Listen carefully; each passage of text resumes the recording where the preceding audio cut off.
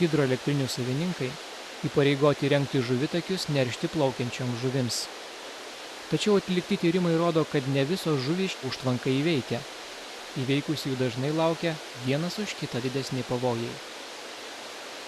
Hidroelektrinių valdytojai neprivalo visą laiką leisti per žuvitakį vandenį. Jie atidaro žuvitakį, leidžia per į vandenį tam tikrą laiko tarpą.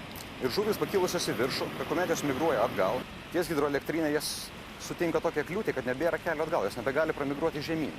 Tokiu atveju lieka vienintelis kelias per turbinas.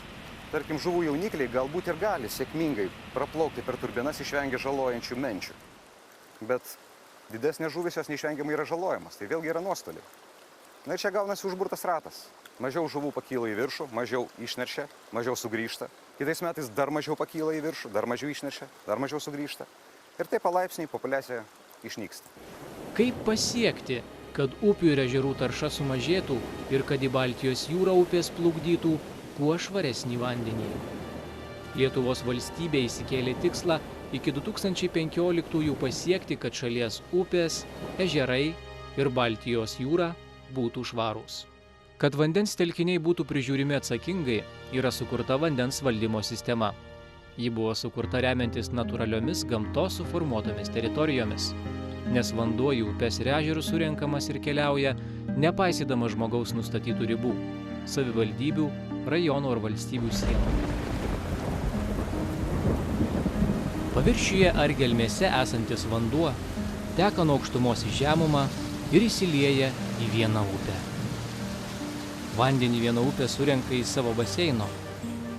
Toliau upės įteka į didesnes, sujungdamos savo baseinus į vieną plotą, vadinamą upių baseinų rajonu. Norint efektyviausiai prižiūrėti upes ir ežerus, bei tausojant vandenį, aplinką saugančios priemonės taikomos visai tarpusavyje susijusių vandens telkinių grupiai – upių baseinų rajonui. Lietuvos teritorijoje yra 4 upių baseinų rajonai. Dauguvos upių baseinų rajonas, Lielupės upių baseinų rajonas, Ventos upių baseinų rajonas ir didžiąją dalį Lietuvos užimantis Nemuno upių baseinų rajonas.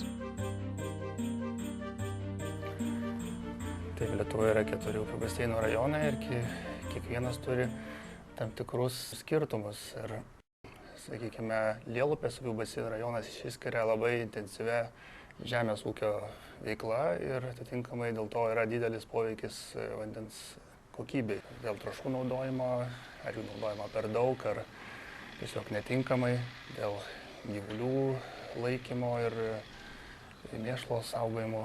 Jeigu kalbėtume apie Ventos upių baseinų rajoną, tai jame yra daug labai tvenkinių ir taip pat hidroelektrinė. Dauguvos upių baseinų rajonas yra viena specifinė didelė problema, tai Drūkšių ežeras, stipriai paveiktas atominės elektrinės šildomojo poveikio ir kartu Visagino miesto nuotekų. Nemuno upių baseinų rajonas, sakykime, jisai yra toks didelis, užimantis didžiąją Lietuvos dalį, kad jame yra visų šių problemų. Tačiau yra dar vienas ypatingas bruožas, jo priskirtas ir Kuršių marios ir Baltijos jūros dalis, tai yra specifiniai vandens telkiniai su specifiniam problemom. Kiekvienas upių baseinų rajonas turi savo valdymo planą, kuriame numatytos tinkamiausias priemonės tam baseinų rajonui.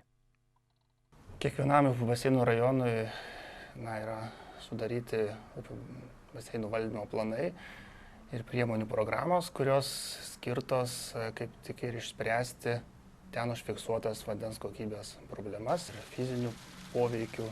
Tais planais yra siekiama, kad visuose vandens telkiniuose Lietuvoje vėliau ir anksčiau būtų pasiekta gera vandens telkinių būklė. Žemės ūkio taršai mažinti upių baseinų rajonų valdymo planuose numatytos priemonės. Žemdirbiai turės sumažinti laukų tręšimą, nes nustatytas naujas didžiausias trąšų kiekis. Yra numatyta nustatyti tam tikrus apribojimus tręšimui, kad nebūtų pertręšiamos dirvos ir tas perteklius nepatektų į vandens telkinius. Ir tie planai būtų labai naudingi ir patiems ūkininkams, jau būtų sutaupoma daug ant pačių trąšų, kurios yra brangios ir nebūtų iš nežinojimo tręšima per daug. Taipogi yra numatytų daug paramos schemų, kaip ūkininkai gali gauti finansavimą už kažkokios agroaplinkosauginių priemonių taikymą, kaip pavyzdžiui ekologinė žemdirbystė ar tai, sakykime, ariamos žemės vertimą pievomis, tai irgi yra galimybė. Iki šiol mėšlides privalėjo įsirengti stambūs ūkiai. Pagal naujuosius valdymo planus nustatyti ir nauji reikalavimai mėšlo tvarkymui mažesniuose ūkiuose. Kita upių baseinų rajonų valdymo planuose numatyta priemonė skirta nuotekoms valyti. Šalia miestų ir gyvenviečių planuojama statyti naujus ar renovuoti jau esamus valymo įrenginius. Numatyta planuose galima dar labiau pagerinti tais atvejais, jeigu leidimai iš miestų atitinka europinius reikalavimus, tačiau vis tiek vandens būklė yra prasta, dėl to, kad išleidimas yra santykinai didelis lyginant su pratekančiu tūriu. Dar viena yra kryptis, kad spręsti problemą ne vadinamajame vamzdžio gale, kai jau yra susidariusi tarša ir nevaloma, tačiau iškart sumažinti jos patekimą, kad ji net nesusidarytų. Pavyzdžiui, kalbame apie fosforo detergentuose, tai yra plovikliuose, skalbikliuose. Šiuose planuose numatyti formuoti apribojimus, kad prekyboje nurodytų skalbimo produktai su apribotais fosforo kiekiais.